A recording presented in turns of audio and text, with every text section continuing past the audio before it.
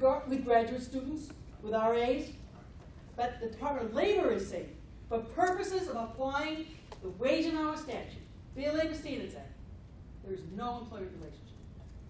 One statute, one agency. I understand, but that is the truth. Okay. One other thing I wanted to say. There is also a reg. It's a very squirrely, unusual reg.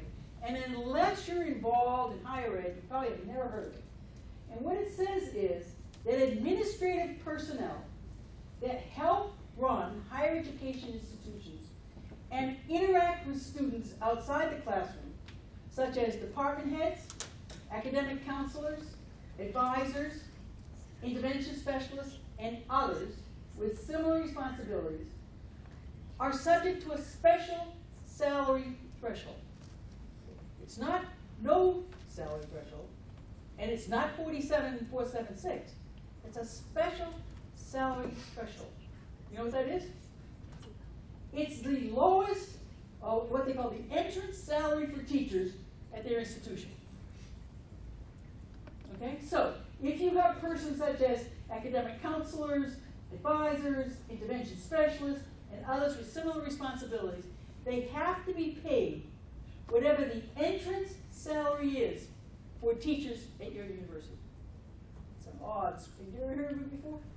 Yes. Odd, squirrely thing. Yes. Okay, so entrance salary. Yeah. Can you offer us some guidance in terms of how we could look at defining entrance salary? Might that be new entrant faculty I would from say the last 5 years? This is the guidance I can give you. Right. That is, do you remember the 29, these regulations are what they call the 541 regulations. Okay, so this found at 29 CFR Part 541. No surprise.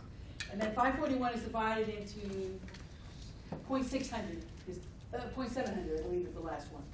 I think it's 541.24, go home with this, 24 something, that is academic administrative personnel. They may have some examples there. But remember something, these are regs that have been around for years, not updated.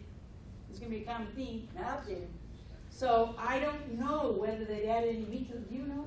No, but we can actually check for you. Yeah, if you give one of us your card or whatever, we'll send it to the whole group, Patrick. Send it to the whole group. A nuance to the question. This is hypothetical. Beginning salary for the teacher for an academic term is $30,000. Just Sure. and then we have someone that would legitimately fall into bullet one, first bullet, the career counselor, which is not a 9-month employee. It's a 10, or it could be a 12-month employee.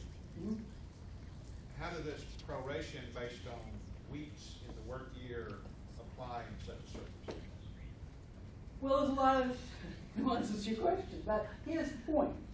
It's the entrance salary, and salary is determined on a 12-month basis. So you have to take the 9 or 10 months and prorate it to 12, which helps you because it goes down. Right. Okay? So that's the salary, and the reason for that is that academic personnel are generally employed for 12 months, generally. But that's why you prorate it to 12 and make that the salary that you use. Now that proration is not true, I just want to make it clear, on the 913. You have to pay, if you are trying to apply these regulations in your academic institutions, yeah, I'm okay. I pay a little less than 913, but that's on a 10-month contract. No good. It has to be 913 every single week. So just so we understand the prorate. Well, I was just going to say, because he's just prorating one thing, and I'm... Okay, I want to make sure that we're on the Yeah, same okay, that's page. right. I want to change the salary because I can think better. Good. Big numbers? The 36,000. Ah, 36, But you're paying a person who works there 10 months, 36,000. But we pay him on a monthly basis. So when you prorate it, do you just divide 36 by 12, or do you figure you divide 36 by 10 and add 2? Well, this is what I would say. I was a former teacher, as I say, and I remember we get a collective bargaining agreement. My salary is listed there.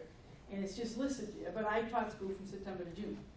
But that was my salary, okay? And that's what they would consider to be the salary for a year, because you're not expected to work in the summer, okay? So, maybe I didn't answer your question correctly, but in other words, the salary is for what you're expected to do. And you're expected to do a year's worth of teaching in 10 months, and you get 36,000. So that's why it's better. But in higher ed, some of the contracts that the professors sign are for 10 months. So you're correct? Well, then you are stuck, then you have to. So basically, we're saying you're getting paid $36,000 a year for 10 months. So now when we prorate it, we have to divide it by 10 plus 2, right? Let me just see. Okay. Let's see. Okay. One other thing that remember I said that they came out with some guidance on the AAP. One of the things, and I don't really think this applies to you, so I'll go on, but it was in the NCAA memo, so I just wanted to reference this. Postdoctoral researchers who are in the sciences are not covered by the teaching exemption. But postdoctoral researchers who are in the humanities probably are, because they probably teach as part of the postdoctoral work. And so therefore, postdoctoral researchers in the sciences have to get overtime. Just make them teach a class, right? A lot of yes, this is true. All right. So this, what we've been talking about so far has to do with teachers and the squirrely academic administrator exemption. But for everybody else in higher ed, they have to meet the 47,000 threshold. And that includes non-academic administrative employees. And the Department of Labor has said admissions counselors and recruiters have to meet that minimum salary. And then other salaried workers that perform non-academic type functions, like managers in the food services, security guards, anything that you would have at a non-educational employer, they're all subject to the new rule. Just to be clear, on one side, sales folks are exempt. On the other side, sales folks who are admissions counselors are not. yeah, can't. There's a DOL opinion letter that says they're not. That's why the outside sales exemption is not one to rely on usually for even true sales, sometimes even true sales jobs. I don't think they're muddy waters, and let's say admissions counselor or a coach whose primary job is to recruit, not to instruct, an assistant coach. When do you start counting their time? The minute they're given a car to go? Well, she's going to get into that. Okay. Hold Don't on. worry, we have all that at the end. But anyway, so your choices then. All right, one of the things I think you should leave here and know that you have to do this summer is to make a list of all the employees that you consider to be exempt and for whom you don't pay 47,476. So, column, exempt employees at ABC University. Salary. Is it over 47? Yes or no? Okay. If it's not over 47, does the teacher exemption apply?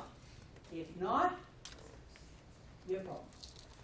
So you have to decide which exemption you think applies. And if it's not over 47, you have to either bring them up to 47 or reclassify it. Want to do that again? So what you have to do is go through the whole list of workers at the ABC University. Look at that list and say, okay, who do I classify as exempt? You're my exempt. All right. How many of my exempt employees make in excess of 47,476?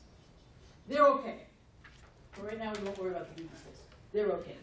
They're less than 47,476. You say, okay, are any of these people teachers? Or could they meet the teacher exemption? Confident they could? They're okay. If they can't, you have a choice. Bring them up to 47,476, reclassify. And we're going to talk about that in a minute. Look, that's what you all have to do. You have to do this. Doesn't matter. So a lot of different titles today, and all those titled people that are in this room have to either direct someone to do this or do it yourself. You have to know who you classify as exempt and why. Is it because they're a teacher and they meet the teacher requirement? Or is it because they make 47,476. No other choice. Oh, there's no choices. 47,476, or the teacher exemption, then you'll reclassify them as non-exempt. We'll talk about those problems, but that's what you have to do. Oh, I have a question, yeah, go for it. just curious. So of that 47,476, is health insurance considered part of that or in addition to? That's a great question. And I don't mean to keep saying that, but these are better, I gave this speech last week, these are better questions. The question is, could you include, and by the way, it's 913 a week, it averages out to 47,476, but the FLSA is on a work week to work week basis. So it has to be 913, 913, 913, and goes on and on and on. And there are certain things that you can subtract from that 913, but one of them is not health insurance. What about, like a matching 401? No. No. What about someone possibly trying to sign on as a contract employee, as a consultant, and you don't hire them as an institutional employee? I mean, is there a way to? I'm just asking. Yeah, I know, I'm just asking. This is a very good Your Honor, question. just asking. That's a very good question. Go ahead. Well, another big area in the wage and hour law is independent contractor classification issues. And depending on the state